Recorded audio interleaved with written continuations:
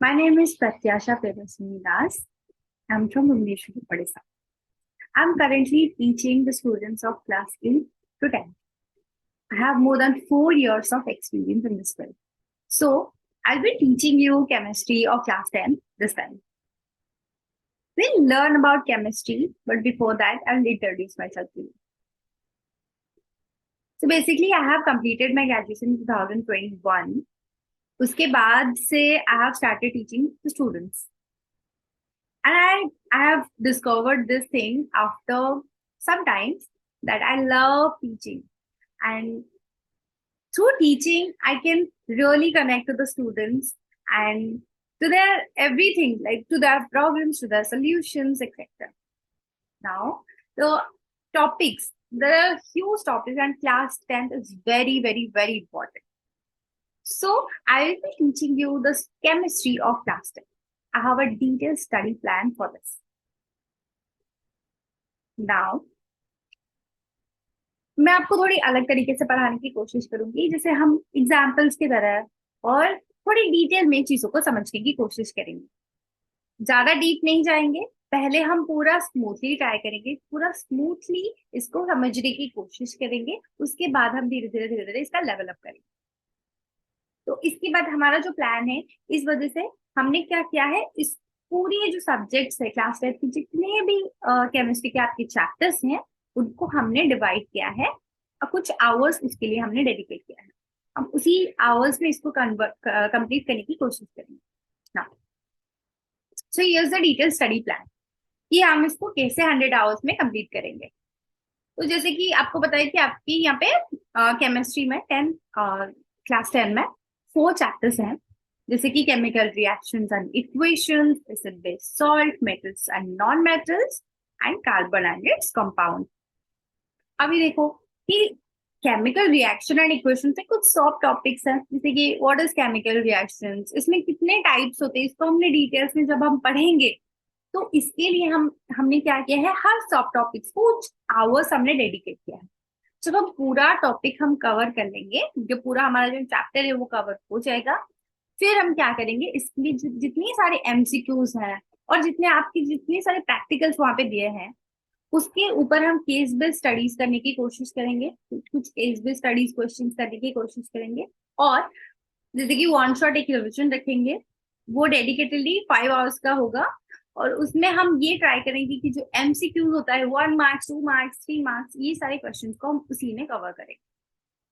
और ये आपके जैसे कि एनसीईआरटी एग्जाम्पलर हो गया, एनसीईआरटी हो गया, इसके भी बहुत सारे क्वेश्चंस होते हैं जो एग्जाम में आते हैं, और बाकी जैसे प्रीवियस क्वेश्चंस हुआ, ये सब हम कंप्लीट करने की कोशिश करेंगे।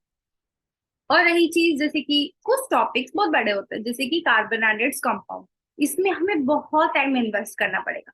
तो हम इसमें इतना श्योर कर लेंगे कि इसमें जो टॉपिक्स है, इसको हम रिविजन करते टाइम बाकी के टॉपिक्स के भी हम टच में रहेंगे, और सारे टॉपिक को इक्वली लेके चलेंगे, ठीक है। और हर हर टॉपिक के एंड में हम एक वन शॉट रिविजन भी करेंगे। Now, as I have said, I have 4 years of experience in this field. So मुझे पता है कि मुझे कैसे इसको अच्छे से फॉरवर्ड लेके जाना है। और जैसे कि मैंने स्टडी प्लान इसलिए बनाया है ताकि आप लोगों को थोड़ी बेटर अंडरस्टैंडिंग हो जाए कि हमने क्या प्लान किया है, और उसी प्लान के अकॉर्डिंग हम चलेंगे। नाउ आज हम पढ़ेंगे chemical reactions and equations of class 10। तो let's have a look. So chemical reactions and equations जब हम बात करते हैं, कोई केमिस्ट्री के फर्स्ट सब्जेक्ट है, जब हम बोलते हैं कि केमिकल रिएक्शन एंड इक्वेशन। अब केमिकल रिएक्शन बोले तो क्या समझे, तो केमिकल रिएक्शन क्या है, कोई भी दो चीजों को, जैसे हमारे एनवायरनमेंट में, हमारे एटमॉस्फेयर में, या हमारे सराउंडिंग में, कहीं पे भी आप देखो, अगर कहीं एक न्यू चीज फॉर्म होता है तो हमें क्यूरियोसिटी होती है कि ये कैसे हुआ, वो कैसे हुआ। हर बच्चे के मन में ये सवाल रहता है कि ये कैसे हो गया, वो कैसे हो गया, वो कैसे हो गया। तो ये जो सवाल होता है, मतलब वो न्यू सब्सटेंस कहीं ना कहीं से फॉर्म हुआ होता है। जैसे कि हम वाटर को जब देखते हैं तो हमारे मन में डाउट आता है, वाटर कैसे फॉर्म हुआ, हाइड्रोजन और ऑक्सीजन से, हाइड्रोजन से गैस है, ऑक्सीजन भी गैस है, उसमें से वाटर कैसे फॉर्म हो गया। उसी तरह हर दो प्रोडक्ट्स और सब्सटेंस में जब हम दो सब्सटेंस को आपस में रिएक्ट करवाते हैं तो कंप्लीटली न्यू सब्सटेंस फॉर्म होता है, तभी हम बोलते हैं इसको केमिकल रिएक्शन। अभी केमिकल रिएक्शन मतलब क्या होता है एग्जैक्टली, मतलब क्या होता है? अब इसको समझने के लिए पहले हमें ये समझना पड़ेगा कि केमिकल चेंजेस और फिजिकल चेंजेस क्या होता है। इसकी कुछ चीजें हमारे सराउंडिंग में ऐसे है जहाँ पे कुछ चीजों को हम वापस अपने ओरिजिनल फॉर्म पे ला सकते हैं और किसी को हम वापस अपने ओरिजिनल फॉर्म में नहीं ला सकते। मान लो कि ये हाथ हमारा रहा फिजिकल चेंज का और ये हाथ हमारा रहा केमिकल चेंज। अभी मैं आपको दो चीजों की एग्जाम्पल देती हूँ। पहले चीज को मैं एग्जाम्पल देती हूँ ये कि cooking of ice, cooking of food. तो जब हम खाना पकाते हैं तो हम सब्जी काटते हैं, उसके बाद हम खाना बनाने जाते हैं। खाना बनाने खाना बन जाता है जब ना, तब क्या हम उसको सब्जी में कन्वर्ट कर सकते हैं? नहीं कर सकते। तो ये हो गया हमारा केमिकल चेंज। पर फिजिकल चेंज क्या है? फिजिकल चेंज क्या है? जब हम कोई भी चीज को अपने ओरिजिनल फॉर्म में वापस ला सकते हैं, जैसे कि आइस। जब हम आइस को ऐसे भी रख देना तो वहां से वो वाटर के फॉर्म में आ जाता है, और वाटर को जब हम फ्रीजर में डाल दो तो वो आइस हो जाता है। तो ये तो इंटर कन्वर्टेबल हो गया, इन दोनों को ये तो कन्वर्ट होते रहते हैं अपने आप में। तो ये हो गया फिजिकल चेंज। तो हमारे एनवायरमेंट में से बहुत सारी चीजें हैं जो कोई फिजिकल चेंज परफॉर्म करता है तो कोई केमिकल चेंज। तो वो जो केमिकल चेंजेस होता है ना, उसके बेसिस पर केमिकल रिएक्शंस होते हैं। अब केमिकल रिएक्शन मतलब अगर कहीं पे केमिकल रिएक्शन हुआ है इसका मतलब क्या है? वहां पे केमिकल चेंजेस भी हुआ होगा।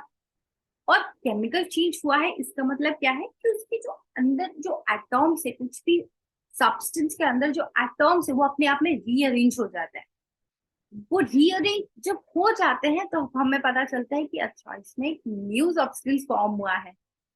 तो ये होता है केमिकल चेंजेस। अभी देखो कि जो न्यू सब्सटेंस फॉर्म होता है ना, वो अपने आप में रीअरेंज हो जाते हैं, इस वजह से उसका कुछ प्रॉपर्टीज उसमें रह जाता है। ठीक है, जैसे कि आयरन के ऊपर अगर रस्ट लग गया है, आयरन के ऊपर अगर रस्ट लग गया है इसका मतलब ये थोड़ी उसका प्रॉपर्टी चेंज हो गया। इसका मतलब ये है कि उसमें अंदर कुछ चेंजेस अभी हुए हैं, कुछ केमिकल चेंजेस उसके अंदर हुए हैं, बट ये पूरा उसकी प्रॉपर्टी को चेंज नहीं किया। अभी कंप्लीटली न्यू सब्सटेंस फॉर्म तो हुआ, बट उसका कुछ प्रॉपर्टी इसके अंदर रह गया। तो इसको हम बोलेंगे physical changes, chemical changes. Now अभी एक न्यू प्रोडक्ट तो फॉर्म हो गया। अब फॉर्म होने के बाद क्या होता है, हमने ये नोटिस किया कि इसमें जो जो बॉन्ड्स होता है ना, वो बॉन्ड जो पुराने वाले बॉन्ड थे दोनों के अंदर वो शेयर करते थे, उनका वो बॉन्ड टूट गया और एक न्यू बॉन्ड उनमें फॉर्म हो गया। तो इसको हम बोलेंगे केमिकल चेंजेस की। ये सारे जो केमिकल रिएक्शन है इसमें ये सारे पॉइंट्स नोटिस है। ठीक है ना। अभी यहाँ पे कुछ एग्जांपल्स है फिजिकल चेंजेस और केमिकल चेंजेस। यहाँ पे आप पिक्चर्स में देख सकते हो, मैंने कुछ चीजों को इंक्लूड किया है, आप इसके अंदर गो थ्रू कर सकते हो ये पूरा जो सेक्शन है। जैसे कि storing of milk, formation of curd, rusting of iron, cooking of food, burning of fuels, etcetera. Now boiling of water, melting of ice, sublimation of dry ice are all examples of physical change। अभी आप लोग ये मुझे बताओ कि physical changes और chemical changes के और कितने एग्जाम्पल्स है तो आप अपने डेली लाइफ में नोटिस करें। ठीक है ना। अभी मान लीजिए कि इसको हम लिखते कैसे, केमिकल रिएक्शन होते कैसे और इसको हम लिखते कैसे ना। जब एक केमिकल रिएक्शन हो जाता है तब हम इसको क्या करते हैं, एक इक्वेशन के फॉर्म में लिख देते हैं। तो जब केमिकल रिएक्शन होता है मतलब टू और मोर प्रोडक्ट्स जो क्या होता है वो आपस में रिएक्ट करते हैं और एक कंप्लीटली न्यू सब्सटेंस फॉर्म करते हैं। तो जो दो प्रोडक्ट्स आपस में रिएक्ट करते हैं उनको हम बोलते हैं रिएक्टेंट, और जो न्यू सब्सटेंस फॉर्म हो गया उसको हम बोलते हैं प्रोडक्ट। नाउ अभी जो कंप्लीटली न्यू सब्सटेंस फॉर्म हो गया, जो प्रोडक्ट साइड है उसको हम राइट साइड में रखते हैं और जो रिएक्टेंट साइड है उसको हम लेफ्ट साइड में रखते हैं। तो रिएक्टेंट प्लस रिएक्टेंट ये सब मिलके देते हैं प्रोडक्ट, एक या दो या तीन कुछ प्रोडक्ट देते हैं वो। ठीक है, तो इसको अगर हम अभी अगर मैं लिखूं hydrogen plus oxygen gives rise to water, इसको हम बोलेंगे वर्ड इक्वेशन। बट व्हाट, अगर हम ये बोले H2 plus O2 gives H2O, it means इसको हम बोलेंगे इसका केमिकल रिएक्शन। समझ में आ गया?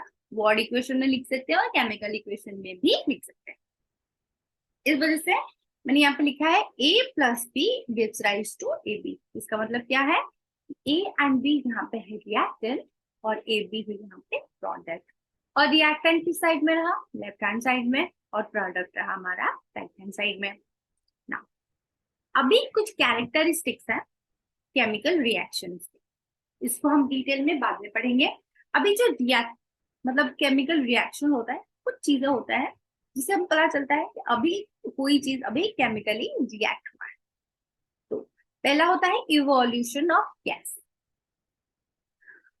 अभी देखो, कोई भी जो न्यूज केमिकल चेंजेस में कोई भी न्यू सब्सटेंस फॉर्म होता है ना, जब दो प्रोडक्ट्स आपस में, जो रिएक्टेंट्स है आपस में रिएक्ट करते हैं, वो एक प्रोडक्ट फॉर्म करते हैं, वहां से गैस भी निकल सकता है। ठीक है? और वैसे ही, और सेकंड पॉइंट है हमारा क्या? Formation of precipitate. शायद कोई प्रेसिपिटेट फॉर्म हुआ होगा।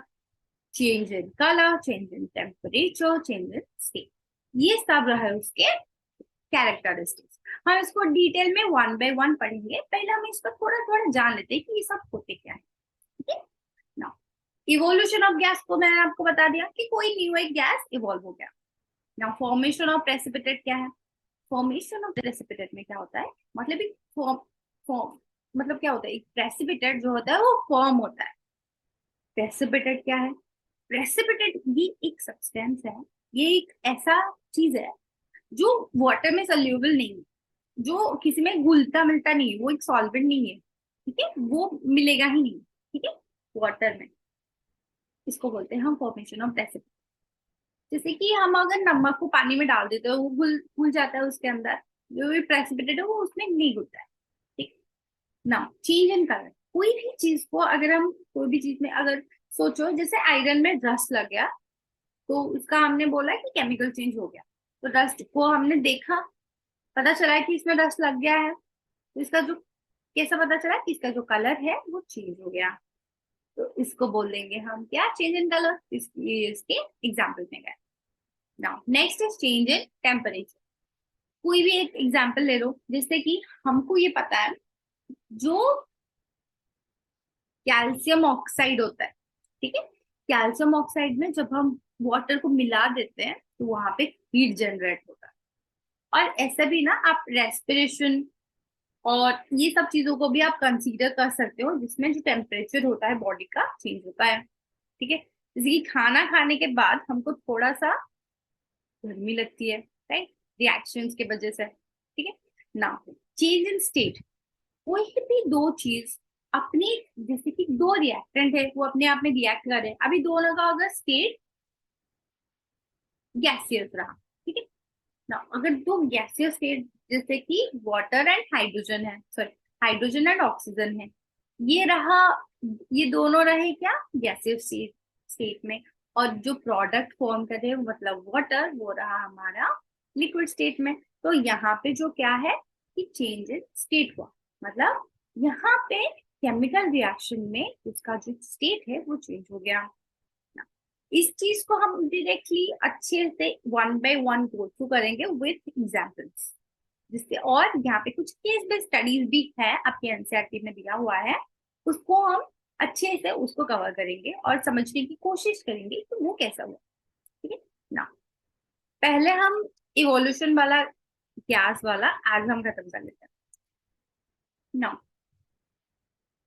कोई भी केमिकल चेंज में ना, मैंने जैसे कि बोला कि एक गैस फॉर्म होता है, तो हम बोलते हैं इवोल्यूशन ऑफ गैस। इसका अगर कुछ एग्जांपल्स लें तो ऐसा ले सकते हैं कि जैसे कार्बन हुआ, कार्बन को हमने जलाया तो फिर क्या फॉर्म हुआ? Carbon dioxide. ये हमने बचपन से पढ़ा है कि जब हम कोयला को हीट करते हैं, जलाते हैं, तो हमें वहां से कार्बन डाइऑक्साइड गैस मिलते हैं। और हमने ये भी पढ़ा है कि बहुत डेंजरस होता है एनवायरमेंट के लिए। ठीक है? तो फिर ये जो कार्बन डाइऑक्साइड गैस मिला उससे, और कार्बन डाइऑक्साइड, कार्बन मोनोऑक्साइड, ये जो गैस मिलते हैं ना, तो ये क्या होता है? यहाँ पे गैस इवॉल्व हुआ, तो मतलब क्या हुआ कि एक प्रोडक्ट जो था, फॉर्म हुआ कार्बन डाइऑक्साइड, वो किस फॉर्म में प्रोडक्ट हुआ? गैसियस फॉर्म में। ठीक है, तो यहाँ पे गैस फॉर्म हुआ। इसका और एक एग्जांपल ले सकते हैं, यहाँ पे हमने एक सॉलिड के साथ एक गैस को रिएक्ट किया। वैसे जिंक का कुछ जिंक, जैसे हमारा मेटल होता है जिंक, उसके कुछ ग्रैन्यूल्स लेते हैं, छोटी छोटी पार्टिकल्स ले लेते हैं उसका, उसको हमने डाल दिया हाइड्रोक्लोरिक एसिड पे और सल्फ्यूरिक एसिड पे उसको हमने डाल दिया। तो वहां पे हमें जो प्रोडक्ट मिलेगा वो मिलेगा जिंक सल्फेट प्लस हाइड्रोजन।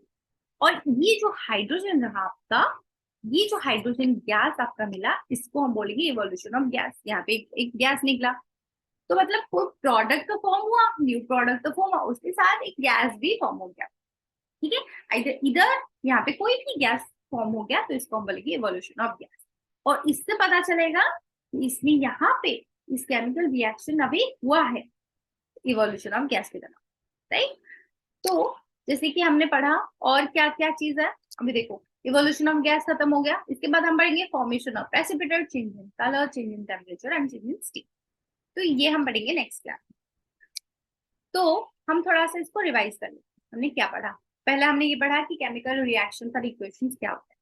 तो केमिकल रिएक्शन क्या होता है कि कहीं पे भी दो चीजों को जब हम एक दूसरे के साथ रिएक्ट करते हैं, दो और मोर चीजों को जब हम एक दूसरे के अंदर रिएक्ट करते हैं, तो हमें मिलता है एक कंप्लीटली न्यू प्रोडक्ट, एक न्यू सब्सटेंस। और इसको जब हम इक्वेशन की फॉर्म में लिख देते हैं, इसको बोलते हैं केमिकल रिएक्शंस।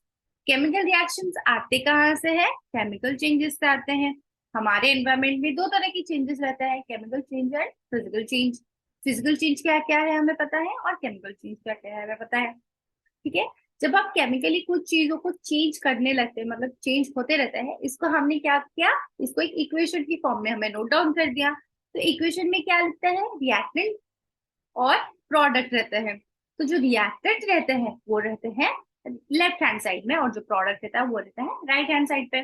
रिएक्टेंट क्या होता है, जो which takes parts in a chemical reactions, और प्रोडक्ट क्या होता है, when a completely new substance is formed, उसको हम बोलते हैं प्रोडक्ट। और बाकी रहे उसके characteristics. I hope this is helpful for you, and we will continue from formation of precipitate from the next class. Till then, have a great day. Bye bye.